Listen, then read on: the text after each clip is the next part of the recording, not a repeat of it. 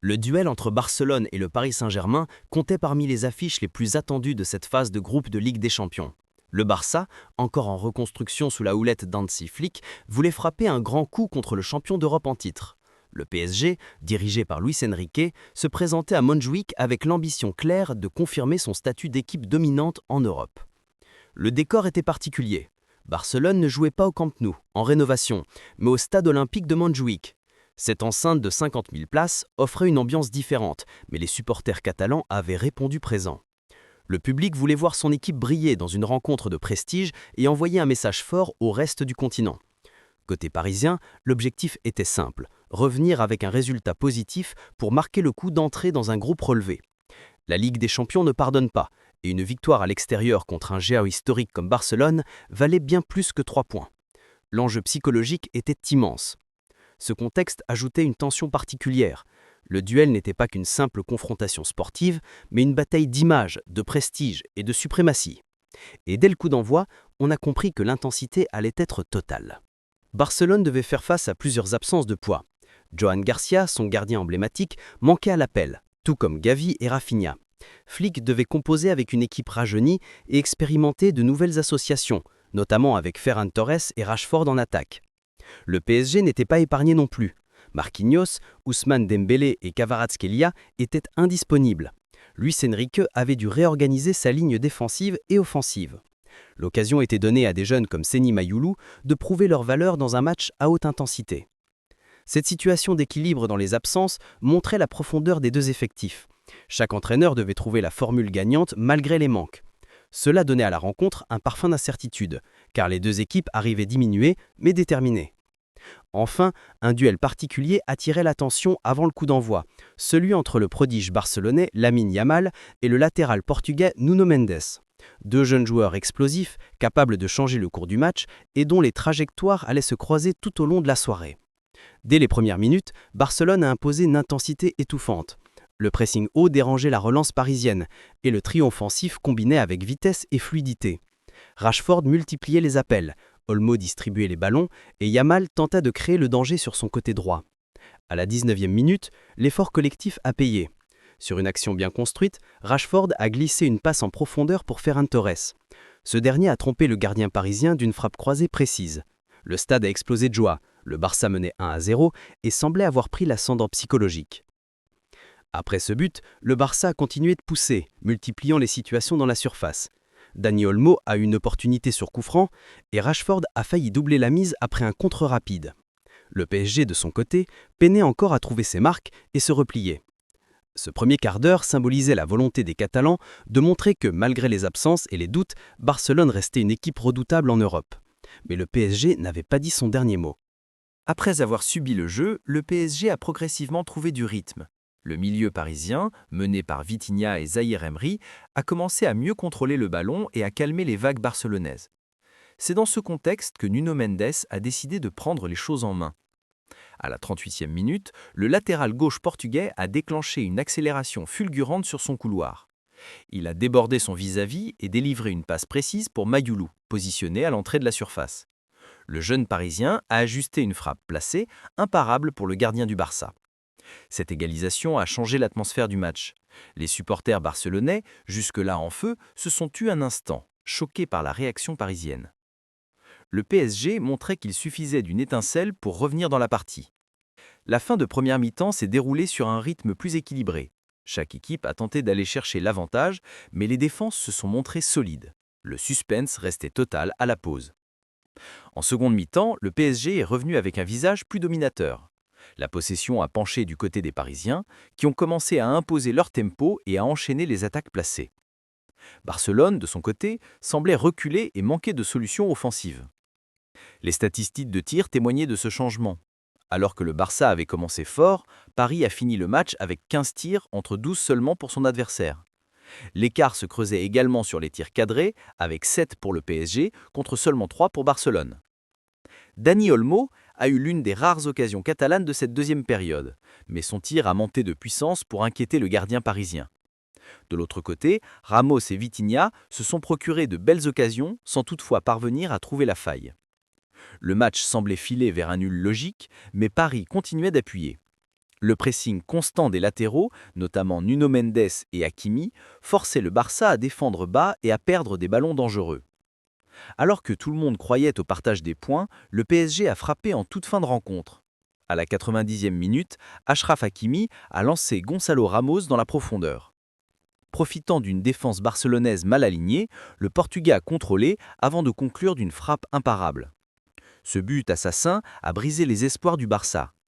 Les joueurs catalans, qui pensaient tenir un point mérité, ont été punis pour leur manque de concentration dans le temps additionnel. Une erreur défensive coûteuse qui résumait la fragilité actuelle de l'équipe. Les Parisiens, eux, ont explosé de joie. Le banc de touche s'est levé comme un seul homme, conscient de l'importance symbolique et comptable de cette victoire. Le PSG montrait une nouvelle fois sa capacité à frapper dans les moments clés. La rencontre s'est achevée sur ce score de 2-1 pour Paris. Un résultat logique au vu de la domination parisienne en deuxième période, mais cruel pour un Barça qui avait bien commencé. Les chiffres parlent d'eux-mêmes. Le PSG a eu 53% de possession, contre 47% pour Barcelone. Une domination certes légère, mais significative au vu du progrès du match. Cela traduisait la montée en puissance parisienne au fil des minutes. Au niveau des tirs, Paris en a tenté 15, dont 7 cadrés. Barcelone n'a réussi que 12 frappes, avec seulement 3 cadrés. L'efficacité et la précision parisienne ont clairement fait la différence. Les corners soulignaient également la pression offensive du PSG, 9 pour les Parisiens contre seulement 4 pour les Catalans. À cela s'ajoutait un meilleur pourcentage de passes réussies, témoignant de la matrice technique parisienne. Enfin, côté discipline, Barcelone a récolté 4 cartons jaunes contre seulement 2 pour Paris. Une preuve de la nervosité catalane face à une équipe parisienne plus sereine et mieux organisée. Nuno Mendes a été l'un des grands acteurs de cette soirée. C'est lui qui a initié l'action de l'égalisation en dynamitant son couloir gauche et en offrant une passe décisive à Mayoulou. Son influence offensive a été déterminante pour relancer Paris dans un moment difficile. Défensivement, Mendes a dû faire face à un adversaire redoutable, Lamine Yamal. Par ses accélérations et son talent, le jeune Barcelonais pouvait faire très mal. Mais Mendes a su le contenir la plupart du temps grâce à son placement et sa vitesse de repli. Certes, il a reçu un carton jaune pour une faute sur Yamal, et certains observateurs estiment qu'il aurait pu être expulsé pour une seconde intervention litigieuse. Mais l'arbitre a choisi la clémence, et Mendes est resté sur le terrain pour continuer à peser. Au final, Mendes a livré une prestation complète, solide derrière, décisif devant, et capable de faire basculer le match par son impact physique et technique. L'arbitrage a alimenté les débats après la rencontre. Le cas le plus controversé reste celui de Nuno Mendes. Après son premier carton jaune, une seconde faute pouvait justifier une expulsion. Beaucoup de Catalans ont dénoncé une injustice. Il y a aussi eu un contact litigieux dans la surface parisienne que les joueurs du Barça ont réclamé comme penalty. L'arbitre Michael Oliver a jugé qu'il n'y avait pas assez pour siffler. Une décision qui a fait couler beaucoup d'encre dans la presse espagnole. Ces choix ont évidemment influencé le déroulement du match. À 10 contre 11, le PSG aurait peut-être souffert davantage, et Barcelone aurait eu plus d'espace. Mais le football reste soumis aux interprétations de l'arbitre. Malgré ces polémiques, la supériorité parisienne en deuxième période reste indéniable. Les décisions arbitrales n'enlèvent pas le mérite de la victoire des hommes de Luis Enrique. Pour le PSG, cette victoire confirme sa force mentale. Savoir gagner un match serré à l'extérieur, dans un stade hostile, est la marque des grandes équipes. Luis Enrique peut être satisfait de l'attitude et de la discipline de ses hommes. Pour Barcelone, c'est une déception cruelle. L'équipe avait bien commencé, mais a manqué de constance et de rigueur défensive. Le talent offensif ne suffit pas, il faudra corriger ses failles pour espérer aller loin dans la compétition. La performance de Nuno Mendes symbolise l'état d'esprit du PSG. Agressif, audacieux, mais toujours décisif. Le latéral portugais a été un poison pour la défense barcelonaise et un atout inestimable pour son équipe. Ce match entre Barcelone et le Paris Saint-Germain restera dans les mémoires comme une bataille pleine d'intensité, de suspense et de rebondissements. D'un côté, le Barça a montré qu'il avait du talent et de l'énergie, mais aussi des failles défensives et un manque de concentration dans les moments clés. De l'autre, Paris a prouvé une nouvelle fois sa solidité, sa patience et sa capacité à frapper quand cela compte le plus. C'est ce réalisme qui fait la différence dans les grandes compétitions européennes. La performance de Nuno Mendes illustre parfaitement cette rencontre. Décisif sur l'action du but égalisateur, solide face à Lamine Yamal et présent des deux côtés du terrain, il a incarné l'esprit combatif et la détermination du PSG.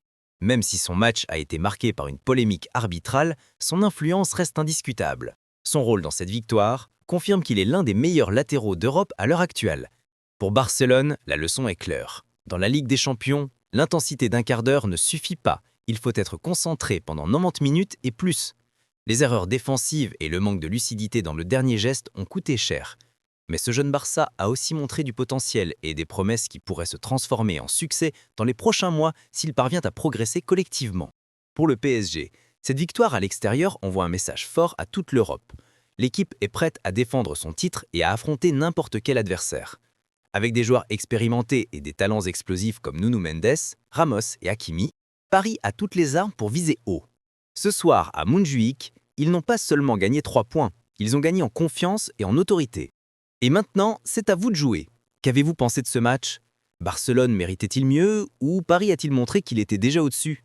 Dites-le moi dans les commentaires et écrivez « Je choisis le football spectacle » pour montrer que vous avez suivi la vidéo jusqu'au bout. N'oubliez pas de mettre un gros « J'envoie » si cette analyse vous a plu et surtout de partager cette vidéo avec vos amis passionnés de football. Plus nous sommes nombreux, plus la discussion est riche et passionnante. Abonnez-vous dès maintenant et activez la cloche pour ne rien manquer des prochains résumés, analyses et grands chocs européens. Ici, chaque match est raconté comme une histoire, avec tous ses détails et ses émotions. Et souvenez-vous, le football, ce n'est pas seulement un score, c'est une passion qui nous unit. Merci d'avoir été avec moi et on se retrouve très vite pour une nouvelle soirée de Ligue des Champions pleine de rebondissements.